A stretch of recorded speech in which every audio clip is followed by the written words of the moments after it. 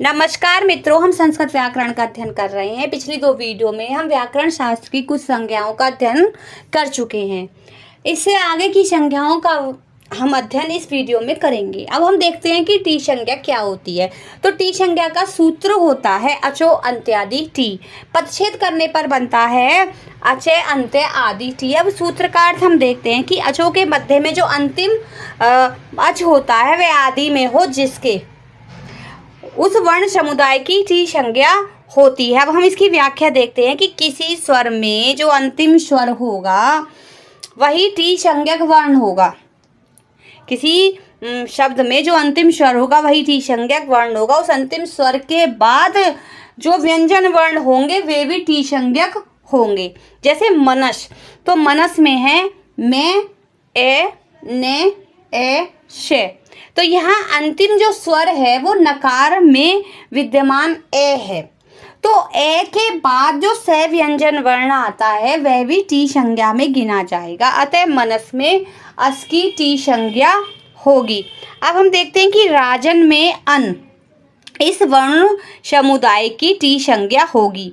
राम में A T संज्ञक वर्ण है। विराम में ए टी संज्ञक वर्ण है क्योंकि यहाँ अंतिम स्वर आकार के बाद कोई व्यंजन वर्ण नहीं है। दधि में ई टी संज्ञक वर्ण है। अब नोट हम देखते हैं कि अंतिम स्वर तथा उसके बाद आने वाले स्वर रहित जो व्यंजन होते हैं वो टी संज्ञक होंगे। जैसे आत्मन में अन, यदि अंतिम स्वर के बाद व्यंजन वर्ण नहीं होगा तो केवल शब्द का अंतिम स्वर ही टी संज्ञक होगा। जैसे दधि में टी संज्ञक वर्ण है ई। अब हम देखते हैं कि उपधा संज्ञा क्या होती है। तो उपधा संज्ञा का सूत्र है अलो अंत्याद पूर्व उपधा।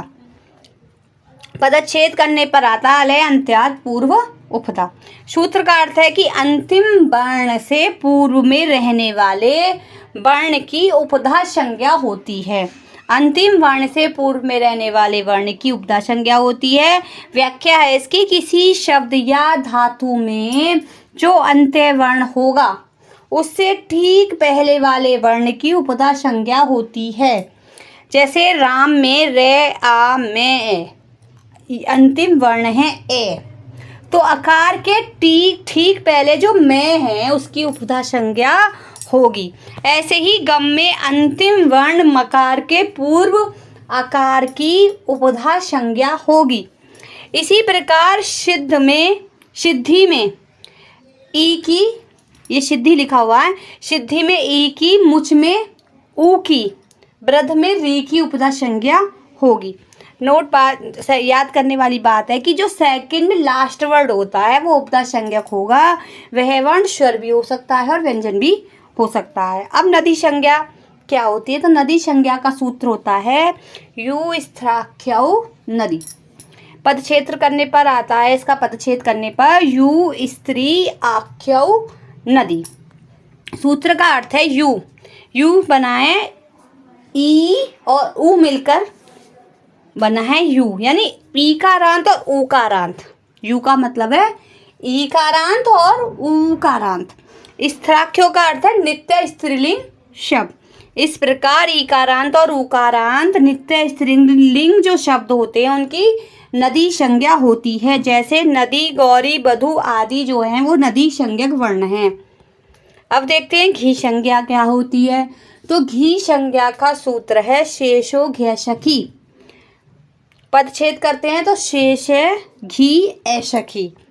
सूत्र का अर्थ है कि जिनकी नदी संज्ञा होती है ऐसे हिरस्व इकारांत और हिरस्व उकारांत शब्दों की घी संज्ञा होती है। अभी हमने नदी संज्ञा में पढ़ा था तो उसमें दीर्घ वर्ण आ रहे थे, दीर्घ इकारांत और दीर्घ उकारांत आ रहे थे। लेकिन घी संज्ञा में हिरस्व इकारांत और हिरस्व उकारांत शब्दों की घी संज्ञा होती है, सखी शब्द को छोड़कर, यानी सखी शब्द में घी संज्ञा नहीं होती है।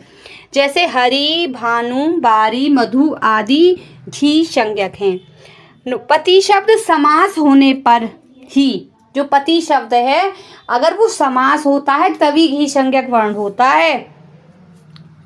जैसे भूपति, सीतापति आदि, यानी पति समास एव यानी पति शब्द में घी संज्ञा जब होती है जब वो समास के रूप में होता है, अन्यथा नहीं होती है।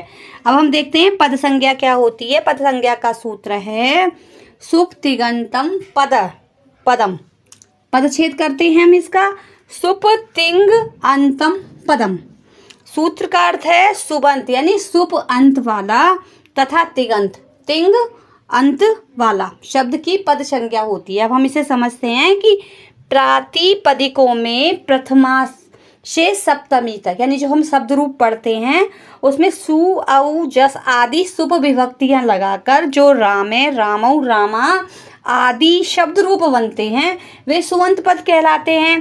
फिर है कि धातुओं से विभिन्न लकारों में तिप तस झी तथा ते आताम झे आदि जो 18 तिंग प्रत्यय लगाकर पठती पठते पठंती आदि धातु रूप बनते हैं वे तिङंत पद कहलाते हैं।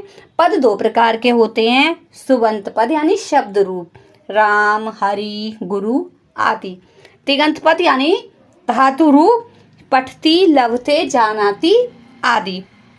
अब हम देखते हैं कि संहिता संज्ञा क्या होती है। इसका सूत्र है परः सन्निकर्ष संहिता।